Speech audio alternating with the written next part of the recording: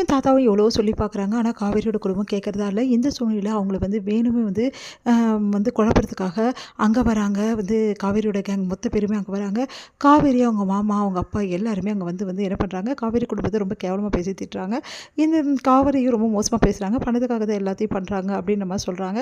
அதை கேட்டு விஜய் ரொம்ப கொதிச்சு போகிறாரு. இதை கேட்டு தாத்தா வந்து செமையாக டென்ஷன் ஆகி காவேரி பற்றி உண்மையை சொல்கிறாரு. காவேரி எந்த தப்புமே பண்ணல.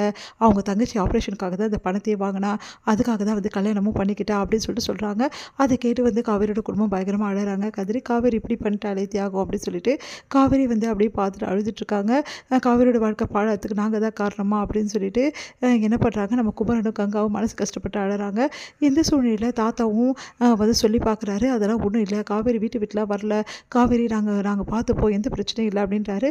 அதை ஏற்காத காவேரி உங்கள் பையன் போக சொல்லிட்டாரு, உங்கள் பேரை போக சொல்லிட்டாரு என்ன, அதே மாதிரி எங்கிட்ட சைனும் வாங்கிட்டாரு, இதுக்கப்புறம் எனக்கு என்ன வேலை இருக்குது அப்படின்னு சொல்கிறாங்க. அதை கேட்டு அவங்க அம்மா பயங்கரமாக அழறாங்க.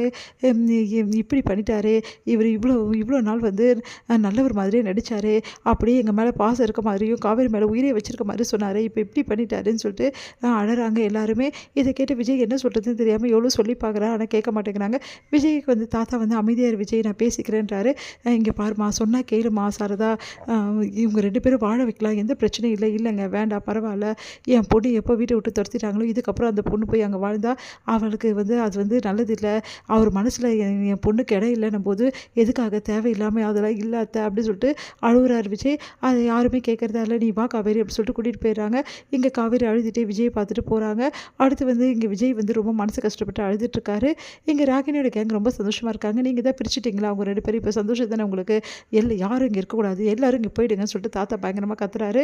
உடனே ராகினிப்பா விடுங்கப்பா, விஜய் இன்னும் கொஞ்ச நாள் எப்படியும் வெள்ளாவை கல்யாணம் பண்ணிப்பார், இப்பேட்டெல்லாம் காவேரிலாம் வரதுக்கு சான்ஸே இல்லை அப்படி சொல்லி சந்தோஷப்பட்டு இருக்காங்க.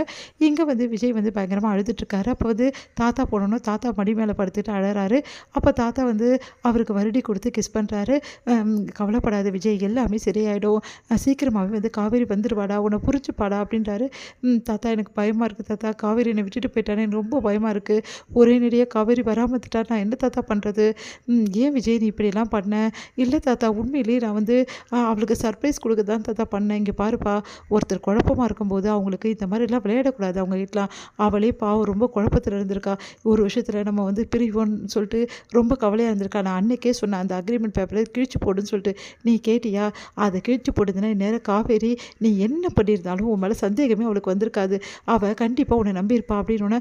ஆமாம் தாத்தா நான் செஞ்சுருக்கணும், நான் தப்பு செஞ்சுட்டேன் தாத்தா, அது வேலிட் இல்லைன்னு நினச்சிட்டேன், நீ வேலிட் இல்லைன்னு நினச்சிட்டப்பா, ஆனால் அவள் வேலிட் நினச்சிக்கிட்டாலே, இப்போ வரைக்கும் அதை மனசில் வச்சு அவள் புழுங்கியிருக்காளே, ஒவ்வொரு நாளும் இவ்வளோ கஷ்டப்பட்டிருக்காள் அந்த பொண்ணு, அவள் மனசு எப்படிலாம் வலிச்சிருக்கும் யோசனை பண்ணி பார்த்தியா, சாரி தாத்தா, என்கிட்ட சாரி சொல்லி என்ன பிரயோஜனம் விஜய், நீ காவேரி கிட்ட தானே சாரி சொல்லணும், எங்கே தாத்தா நான் பேசவே விட மாட்டேங்கிறாங்களே, நான் எவ்வளோ பேசணும், ஆனால் அவங்க வீட்டில் யாருமே கேட்க மாட்டேங்கிறாங்களே, காவேரி கூட்டிகிட்டு போயிட்டாங்களே, நான் என்ன தாத்தா பண்ணுறது, இங்கே பாருப்பா என்ன நடந்தாலும் சரி, காவேரி ஓம் பொண்டாட்டியை நீ தான் கூட்டிகிட்டு வரணும், எப்படி தாத்தா, இங்கே பார் பொண்டாட்டிக்கிட்ட தோத்தவன் யாருமே வீணாக போனதே கிடையாது, உன் ஒய்ஃப் கிட்டே நீ ஈகோவில் விட்டுடணும் புரியுதா, இந்த ஒய்ஃப் கிட்டே ஈகோ பார்க்குறதோ இல்லை மான மரியாதை பார்க்குறதோ ரொம்ப பெரிய தப்பு, என்றைக்குமே ஒய்ஃப் கிட்டே பணிஞ்சு போயிட்டா அவள் அவ்வளோ சந்தோஷப்படுவா, அன்பை நிறைய அள்ளி கொடுப்பாங்க பொண்டாட்டிங்க, புரிஞ்சுக்கோ விஜய் அப்படின்னோடனே, சரிங்க தாத்தா இப்போவாது புரிஞ்சுதா உனக்கு, புரிஞ்சுது தாத்தா, எப்போவுமே விளையாடிட்டு இருக்கக்கூடாது விஜய், விளையாட்டு பற்றியா எவ்வளோ தூரம் விபரீதம் ஆயிடுச்சுன்னு சொல்லிட்டு உன் வாழ்க்கையை இந்த மாதிரி பண்ணி வச்சுருக்கு பாரு,